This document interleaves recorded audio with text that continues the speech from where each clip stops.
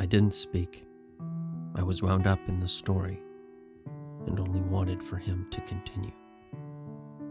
But naturally I thought of Roger. I thought very distinctly of Roger, because Roger was the only ghost I'd ever known. And what Memnoch had just described was a highly organized and very willful version of Roger. "Oh yes, precisely," said Memnoch, "which is probably why it was just as well that he came to you, though at the time I regarded it as one of the greatest annoyances in the world." "You didn't want Roger to come to me?" "I watched, I listened. I was amazed, as you were.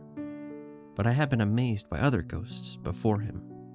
It wasn't that extraordinary, but no, it certainly wasn't something orchestrated by me, if that's what you mean. But it happened so close to your coming. It seems connected." "Does it? What's the connection?" "Look for it inside yourself. Don't you think the dead have tried to speak before? Don't you think the ghosts of your victims have come howling after you?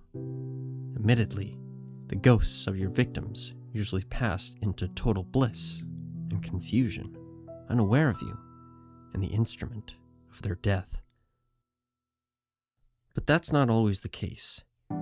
Maybe what has changed is you.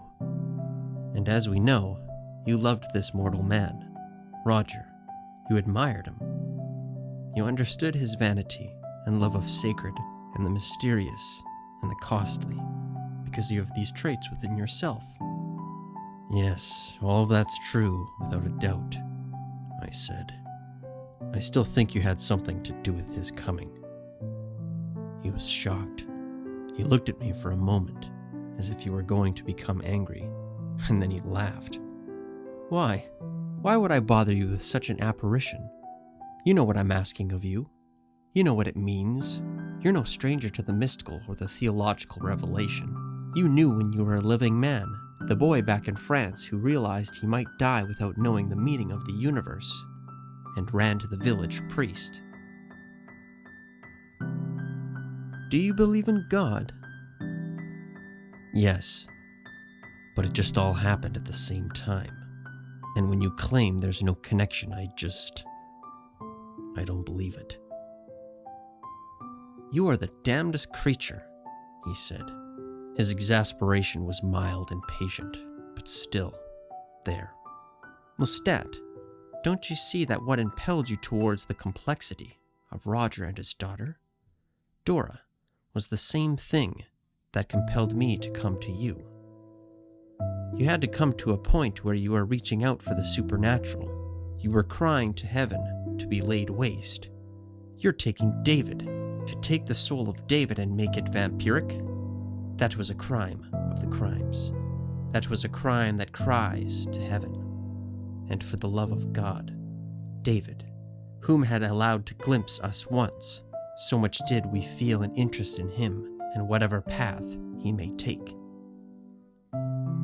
"Ah, so the appearance to David was deliberate."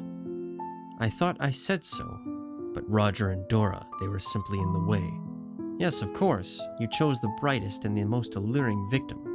You chose a man who was as good at what he did, his criminality, his racketeering, his thieving, as you are good at what you are.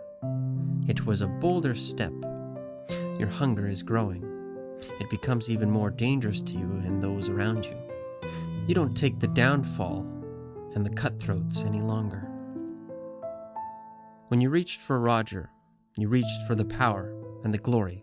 But so what?" "I'm torn." "Why?" "Because I feel love for you," I said. "And that's something I will always pay attention to, as we both know. I feel drawn into you, and I want to know what else you have to tell me. And yet I think you're lying about Roger, and I think that it is all connected. And when I think of God incarnate..." I broke off. I was flooded by the sensations of heaven, or what I could still remember, what I could still feel in what I did. and the breath did leave me in a sorrow that was far greater than anything ever. I might have closed my eyes, because when I opened them, I realized Memnoch was holding both of my hands in his. His hands felt warm and very strong, and uncommonly smooth. How cold my own must have felt to him. His hands were larger, flawless.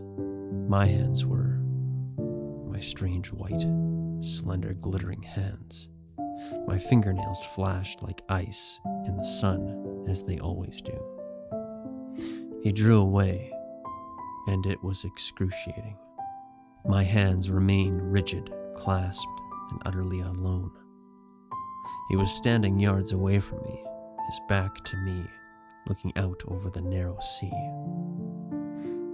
His wings were apparent, huge, and moving uneasily, as if an inner tension caused him to work the invisible muscular apparatus to which they were attached.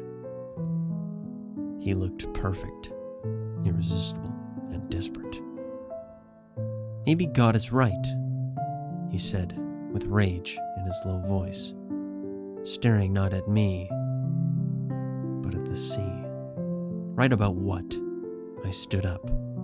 He wouldn't look at me. "Memnoch," I said, "please go on. There are moments when I feel I'll collapse beneath the things being made known to me. But go on, please. Please go on." "That's your way of apologizing, isn't it?" he asked gently. He turned around towards me. The wings vanished. He walked slowly up to me and past me, and sat down again on my right. It wasn't an apology. I usually say exactly what I mean. I studied his face, the sculpted profile, the utter absence of hair on otherwise magnificent, human-looking skin. Indescribable. If you turn and look at a statue in a Renaissance church and you see it is bigger all over than you are, that it is perfect, you don't get frightened because it's stone. But this was alive. He turned as if he just noticed I was looking at him. He stared down into my eyes. Then he bent forwards, his eyes very clear and filled with colors. I felt a burn of life through the hard coldness of myself. I felt a rage flame that caught every particle of me, as only blood can do, living blood. I felt a pain in my heart. I might have laid my finger on my chest in the very place. "What do you feel?" I asked, refusing to be ravaged. "I feel the blood of hundreds," he whispered. I feel a soul that has known 1,000 souls. Known, or merely destroyed.